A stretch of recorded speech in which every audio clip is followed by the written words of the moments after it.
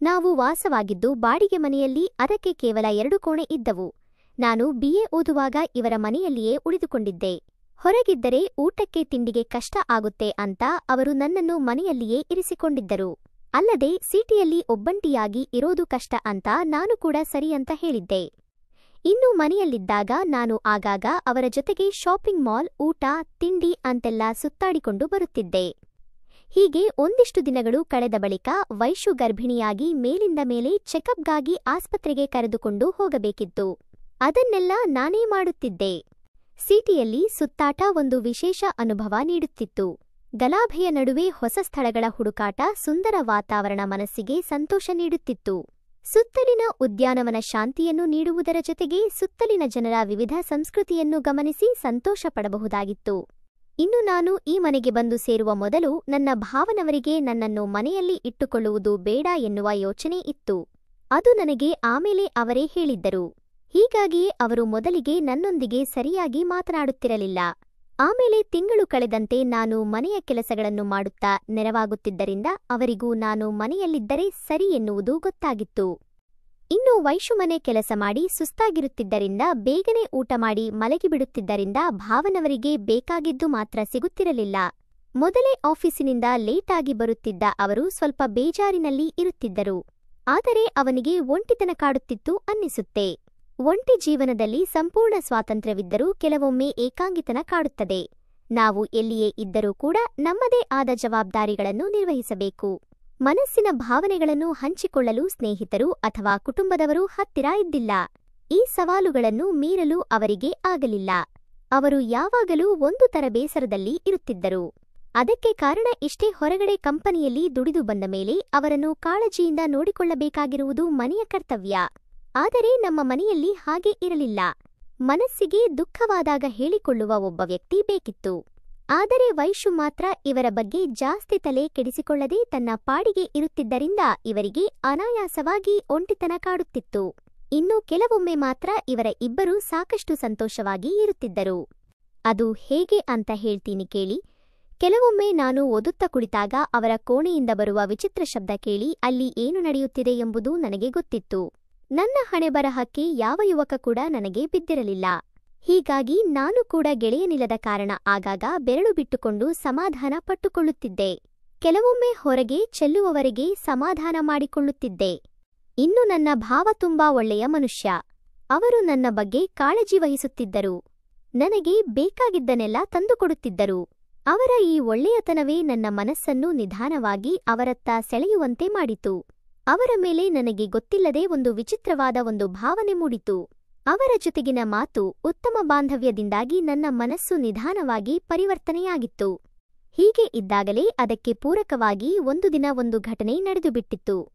ಒಂದು ದಿನ ಬೆಳಿಗ್ಗೆ ನಾನು ಅವತ್ತು ಮೈಮೇಲೆ ನೀರು ಹಾಕಿಕೊಳ್ಳಲು ಹೋಗಿದ್ದೆ. ನಾನು ಪ್ರತಿದಿನದಂತೆ ಆರಾಮವಾಗಿ ನೀರು ಹಾಕಿಕೊಳ್ಳಬೇಕಾದರೆ ತನ್ನ ಆಫೀಸಿನ ಕೆಲಸಕ್ಕೆಂದು ಹೊರಟಿದ್ದ ಭಾವನವರು ಅಚಾನಕ್ಕಾಗಿ ಅವತ್ತು ನನ್ನ ಕೋಣೆಗೆ ಬಂದಿದ್ದರು. ಒಳಗೆ ನೀರಿನ ಶಬ್ದ ಕೇಳಿ ನಳ ಬಂದು ಮಾಡಲು ಬಂದು ಬಿಟ್ಟಿದ್ರು. ಕೂಡಲೇ ಅವರು ಬಾಗಿಲು ತಳ್ಳಿದೆ ತಡ. ಏನು ಶಬ್ದ ಅಂತ ನೋಡಿದರೆ ಅವರು ಬಂದಿದ್ರು. ನಾನು ಕೂಡಲೇ ಗಾಬರಿಯಿಂದ ಅರಿವೆಯನ್ನು ಸುತ್ತಿಕೊಂಡೆ. ಭಾವ ಕೂಡ ನನ್ನನ್ನು ನೋಡಿ ಗಾಬರಿಯಿಂದ ಏನು ಮಾತನಾಡದೆ ಹೊರಡಿದರು. ಮನೆಯಲ್ಲಿ ನಮ್ಮ ನಡುವೆ 3-4 ದಿನ ಮಾತುಕತೆ ಇರಲೇ ಇಲ್ಲ. ಇದ್ದರೂ ಕೂಡ ಅಷ್ಟಕ್ಕಷ್ಟೇ ನಡೀತಾ ಇತ್ತು. ಯಾಕಂದ್ರೆ ಆ ಘಟನೆಯಿಂದ ಇಬ್ಬರಿಗೂ ಏನೋ ಸ್ವಲ್ಪ ಗೊಂದಲದ ಭಾವನೆ ಇತ್ತು. ಆದರೆ ಹೀಗೆ ಇದ್ದಾಗಲೇ ಮುಂದೆ ನಡೆದ ರೋಚಕ ಘಟನೆ ನಡೆದಿತ್ತು. ಅದೇನು ಎಂದರೆ ಭಾವನನ್ನು ನೋಡಿದ ಕೂಡಲೇ ಅವರ ಬಗ್ಗೆ ನನಗೆ ಬೇರೆ ಭಾವನೆಗಳು ನಿಧಾನವಾಗಿ ಮೂಡತೊಡಗಿದ್ದವು. ನನಗೆ ಗೊತ್ತಿಲ್ಲದ ಅವರ ಬಗ್ಗೆ ಜಾಸ್ತಿ ಯೋಚನೆ ಮಾಡುತ್ತಾ ಇದ್ದೆ. ಅವರ ಮೇಲಿನ ಒಂದು ತರಹದ ಭಾವನೆ ನನ್ನ ಮನಸ್ಸಿನಲ್ಲಿ ನಿಧಾನವಾಗಿ ಬೆಳೆದಿತ್ತು. 3-4 ದಿನ ಯಾಕೋ ನನಗೆ ಕಾಲೇಜಿನಲ್ಲಿ ಕೂರಲು ಸಾಧ್ಯವಾಗಲೇ ಇಲ್ಲ. ಆದಷ್ಟು ಬೇಗನೆ ಮನೆಗೆ ಬಂದು ಟಿವಿ ನೋಡುತ್ತಾ ಮೊಬೈಲ್ ನೋಡುತ್ತಾ ಸಮಯ ಹಾಳು ಮಾಡುತ್ತಿದ್ದೆ. ಆ ಘಟನೆ ನಡೆದ ದಿನದಿಂದ ಭಾವ ಟಿಫಿನ್ ಮಾಡದೆ ಹೆದರಿಯೋ ಅಥವಾ ಗಾಬರಿಯಿಂದನೋ ಆಫೀಸಿಗೆ ಹೋಗ್ತಾ ಇದ್ರು. ನಾನು ಹೊರಬಂದು ಕೇಳಿದಾಗ ಇಲ್ಲ ಅವನು ಹೋದ ಅಂತ ವೈಶು ಹೇಳಿದರು. ಕೂಡ ಒಂದೆರಡು ದಿನ ಅವರು ನನ್ನ ಕಣ್ಣಿಗೆ ಬೀಳಲೇ ಇಲ್ಲ. ನಾನು ಮಾತ್ರ ಅವರೇಕೆ ಹೀಗೆ ಮಾಡ್ತಾ ಇದ್ದಾರೆ ಅಂತ ನನಗೆ ಗೊಂದಲ ಮೂಡತೊಡಗಿತು. ಆದರೆ ಮಾರನೇ ದಿನ ಮನೆಯಲ್ಲಿ ಶಾಂತವಾದ ವಾತಾವರಣ ನಿರ್ಮಾಣ ಇತ್ತು. ಆ ದಿನ ರವಿವಾರ ಕೂಡ ಇತ್ತು. ಎಲ್ಲರೂ ಟಿಫಿನ್ ಕೂತಾಗ ವೈಶು, ಯಾಕೆ ನೀವಿಬ್ಬರೂ ಇವತ್ತು ಏನು ಮಾತಾಡ್ತಾ ಇಲ್ಲ? ಮೊದಲೆಲ್ಲ ಚೆನ್ನಾಗಿ ಇದ್ರಿ, ಇವಕ್ಕೇನಾಗಿದೆ ಎಂದಾಗ ಇಬ್ಬರೂ ಗಾಬರಿಯಿಂದ ಮುಖ ನೋಡ್ತಾ ಇಲ್ಲ ಹಾಗೇನಿಲ್ಲ ಅಂತ ಹೇಳಿ ಸುಮ್ಮನಾದೆವು. ಸಾಯಂಕಾಲವರೆಗೆ ಹೀಗೆ ಎಲ್ಲ ನಡೀತಾ ಇತ್ತು. ವೈಶು ಸಾಯಂಕಾಲ ವಾಕಿಂಗ್ ಅಂತ ಹೋದಾಗ ನಾನು ಮತ್ತು ಇವರು ಮಾತ್ರ ಮನೆಯಲ್ಲಿ ಇದ್ದೆವು. ನಾನು ಅವತ್ತು ಧೈರ್ಯ ಮಾಡಿ ಅವರಿಗೆ ಟೀ ಕೊಡೋಕೆ ಅಂತ ಹೋದಾಗ ಅವರ ಕೈ ನಂಗೆ ತಾಕಿತು. ಮೈಯೆಲ್ಲ ಜುಮ್ ಎಂದಿತು. ಆದರೆ ನನಗೆ ಆಸಕ್ತಿಯ ಜೊತೆಗೆ ಸ್ವಲ್ಪ ಭಯವೂ ಆಗಿತ್ತು. ಹಾಗಾಗಿ ಅದನ್ನು ಯಾರಿಗೂ ಹೇಳಲಿಲ್ಲ. ಆದರೆ ಭಾವ ಮಾತ್ರ ನನ್ನನ್ನು ನೋಡದೆ ಬೇರೆಡೆ ನೋಡ್ತಾ ಇದ್ರು. ಅವರು ಆ ಸೌಂದರ್ಯವನ್ನು ನೋಡ್ತಾ ಇದ್ರು. ಆಗ ನಾನು ತುಸುನಕ್ಕೂ ಸುಮ್ಮನಾದೆ. ಅವರು ಕೂಡ ತುಸುನಕ್ಕೂ ಸುಮ್ಮನಾದರು. ಅವರಿಗೆ ಏನು ಬೇಕಾಗಿತ್ತು ಎನ್ನುವುದು ನನಗೆ ಗೊತ್ತಿತ್ತು. ಅವರಿಗೆ ಜೀವನದಲ್ಲಿ ಮರೆಯಾಗಿದ್ದ ಸಂತೋಷ, ಆನಂದವನ್ನು ಅವರು ವಾಪಸ್ಸು ಪಡೆಯುವ ತವಕದಲ್ಲಿ ಇದ್ದರು ಎನ್ನುವುದು ಅವರ ನೋಟದಿಂದ ನನಗೆ ಗೊತ್ತಾಗಿತ್ತು. ಆದರೆ ನಾನು ಮಾತ್ರ ಯಾವುದಕ್ಕೂ ಕೂಡ ಅವಸರ ಮಾಡುವಂತೆ ಇರಲಿಲ್ಲ. ಯಾಕಂದ್ರೆ ಎಲ್ಲರ ಜೀವನದ ಬಗ್ಗೆ ನಾನು ನಿಧಾನವಾಗಿ ಯೋಚಿಸಬೇಕಿತ್ತು. ಅವತ್ತಿನ ದಿನ ಹೀಗೆ ಹೋಯಿತು. ಸಾಯಂಕಾಲ ಎಲ್ಲರೂ ಊಟ ಮಾಡಿದ ನಂತರ ಎಲ್ಲರೂ ಮಲಗಿಕೊಂಡರು. ತಣ್ಣನೆ ಗಾಳಿಯಿಂದಾಗಿ ಅದೇನೋ ಮನಸ್ಸಿನಲ್ಲಿ ಹೊಸ ಭಾವನೆಯೊಂದು ಮೂಡಿತು. ಟ್ರಾಫಿಕ್ನ ಗದ್ದಲ ಇಳಿದು ಎಲೆಗಳ ಶಬ್ದಗಳ ಕೇಳಿಸುವ ಶಾಂತ ವಾತಾವರಣ ಸೃಷ್ಟಿಯಾಗಿತ್ತು. ಆದರೆ ಈ ಶಾಂತ ವಾತಾವರಣವು ಕೆಲವೊಮ್ಮೆ ಸಿಟಿಯಲ್ಲಿನ ಒಬ್ಬಂಟಿ ಜೀವನದ ನೆನಪನ್ನು ತರುತ್ತದೆ. ಸ್ವಾತಂತ್ರ್ಯವಿದ್ದರೂ ಭಾವನೆಗಳನ್ನು ಕೊರತೆಯನ್ನು ಹಂಚಿಕೊಳ್ಳಲು ಯಾರೂ ಇಲ್ಲ ಎಂಬ ಭಾವನೆ ನನಗೆ ಬರ್ತಾಯಿತ್ತು. ನಾನು ಅವತ್ತು ನನ್ನದೇ ಆಲೋಚನೆಗಳಲ್ಲಿ ಮುಳುಗಿ ಹೊಸ ಅವಕಾಶಗಳಿಗೆ ಸಿದ್ಧವಾಗಿದ್ದೆ. ಅವತ್ತಿನ ಆ ಗಾಳಿಯು ಆಂತರಿಕ ಶಕ್ತಿಯನ್ನು ಹೆಚ್ಚಿಸುವ ನಿರಾಳತೆಯನ್ನು ನನ್ನಲ್ಲಿ ಮೂಡಿಸಿತ್ತು. ಮಾರನೇ ದಿನ ವೈಶು ಎದ್ದು ವಾಕಿಂಗ್ ಹೋದಾಗ ನಾನು ಬೇಗನೆ ಅವತ್ತು ನೀರು ಸುರಿದುಕೊಳ್ಳೋಕೆ ಅಂತ ಹೋಗಿದೆ. ನಾನು ಇವತ್ತು ಕೂಡ ಮೊನ್ನೆ ರೀತಿಯಲ್ಲಿ ಎಲ್ಲವೂ ತಾನಾಗಿಯೇ ನಡೆದಿರುವಂತೆ ಘಟನೆಯನ್ನು ಸೃಷ್ಟಿ ಮಾಡಿದೆ. ನಾನು ವಾಕಿಂಗ್ ಹೋಗಿರಬಹುದು ಎಂಬ ನನ್ನ ಭಾವ ಬಂದು ನನ್ನ ಕೋಣೆ ನೋಡಿದಾಗ ನಾನು ಇವತ್ತು ಹೆದರಲಿಲ್ಲ. ಅವರು ಕೂಡ ಇವತ್ತು ಮೊನೆಯಂತೆ ಗಾಬರಿಯಾಗಿ ಹೋಗಲಿಲ್ಲ. ಆಗ ಅವರು ಅಲ್ಲೇ ನಿಂತರು.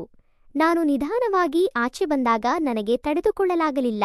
ಆಗ ಅವರು ನಿನ್ನ ಕಂಡರೆ ನನಗೆ ಇಷ್ಟ ಎಂದು ಹೇಳಿದರು. ಆಗ ನಾನು ಕೂಡ ಅವರಿಗೆ ಹೇಳಿದಾಗ ನನ್ನ ಹೇಳಿಕೆಯಿಂದ ಅವರು ಶಾಕ್ ಆದರು. ಮೊದಲೇ ಹಸಿದ ಹುಲಿಯಂತೆ ಆಗಿದ್ದ ಅವರಿಗೆ ನನ್ನ ಮಾತಿನ ಅರ್ಥ ತಿಳಿಯಿತು. ಆಗ ಅವರು ಈ ವಿಷಯ ನಮ್ಮಲ್ಲಿ ಮಾತ್ರ ಇರಬೇಕು, ಹೊರಗೆ ಎಲ್ಲೂ ಹೋಗಕೂಡದು ಎಂದಾಗ ಅವರು ಸರಿ ಅಂತ ಹೇಳಿದೆ.